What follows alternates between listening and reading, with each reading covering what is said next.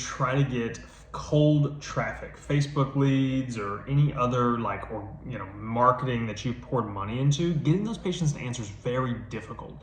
And on this video, I'm going to cover A to Z what I usually like to teach our clients and what I use in my cash-based physical therapy practice to convert more of those cold patients on the phone so that I can get more out of my marketing spend.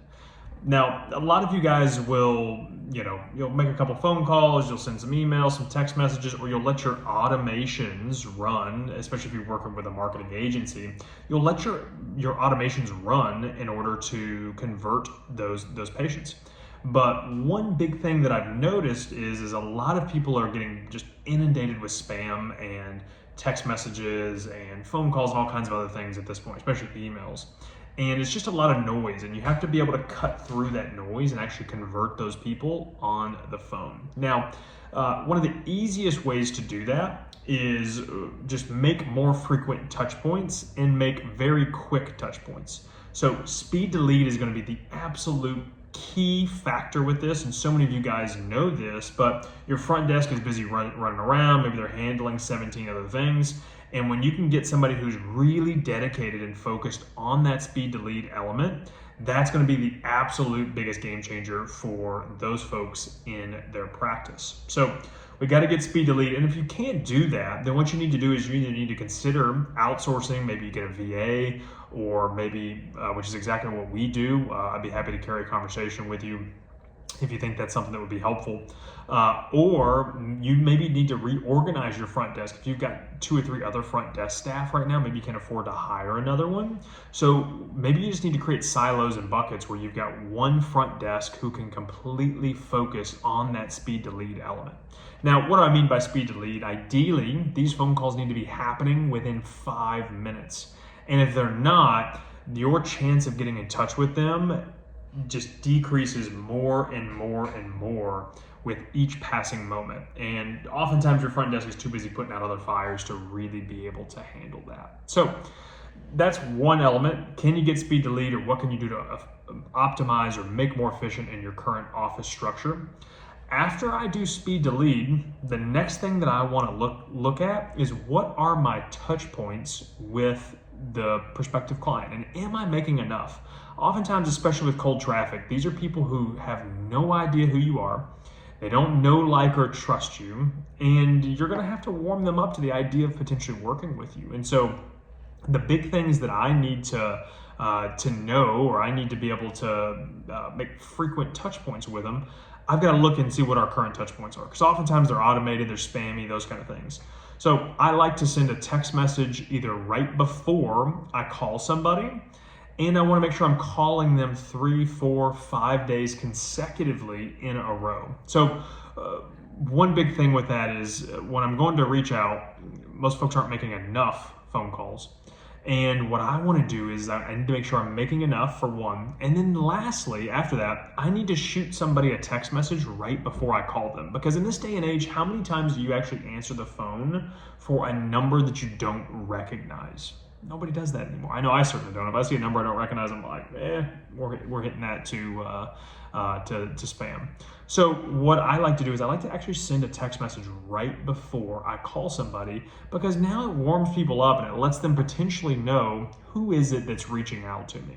Hey, so-and-so, this is Chris calling with Be Ready Performance. I'm about to call you from this number. I'm Chris with Be Ready Performance Therapy. Look out for a call from this number. Is now a good time? And I'm waiting on their response back. And if not, now I get an opportunity to potentially schedule a time. So now then I'll pick them up and I'll dial them again. And so that's a really great strategy for the first couple of days, right? People are busy, those kind of things. Now, after I've made those frequent touch points, I've made a call, I've made a text.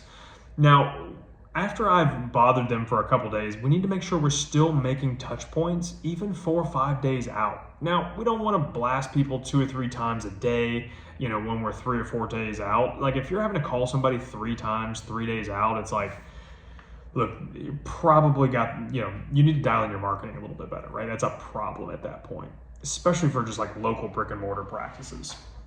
Now, on the the flip side of that, I do want to at least make some level of touch points, even if it's just a text message, even if it's just a quick phone call, leaving them a message, at least for the next 5 to 7 days. People are busy, right? It's like people are running around. I mean, I've got unopened text messages and emails in my phone, and we need to make sure we're making enough touch points.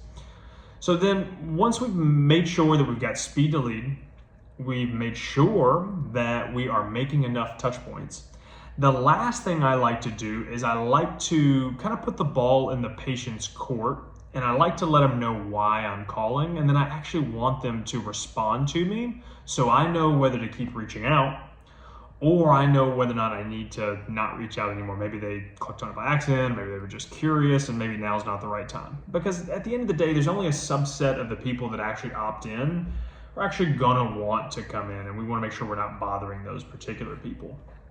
So how do we do that, right? How do we take this lean out approach and get them to respond? And that's exactly what I teach our team when I'm coaching another admin is I need to have a hard lean out. So when I'm calling and I'm leaving a message, and I even do this in a text message afterwards, I'm like, hey John, this is Chris calling with Be Ready Performance Therapy. You'd opted into our Facebook voucher, whatever.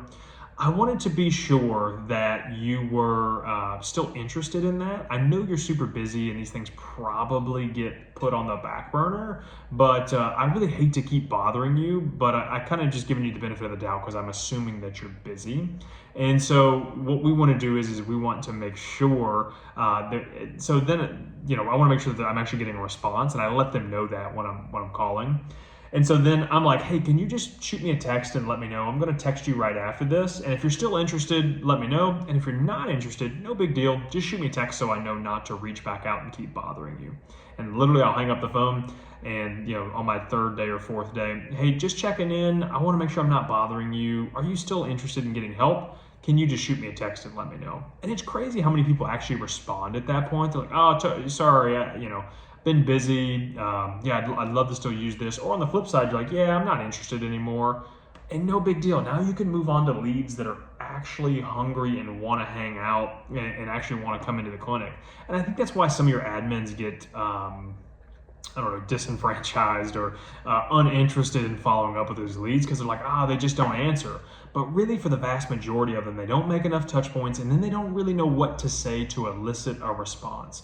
And if you can use that phrasing from that last little point that I made there, it will almost always elicit a response. And now I'm able to at least either have a conversation, or at least for this person to let me know, and maybe I put them on my email list and I just nurture them at that point.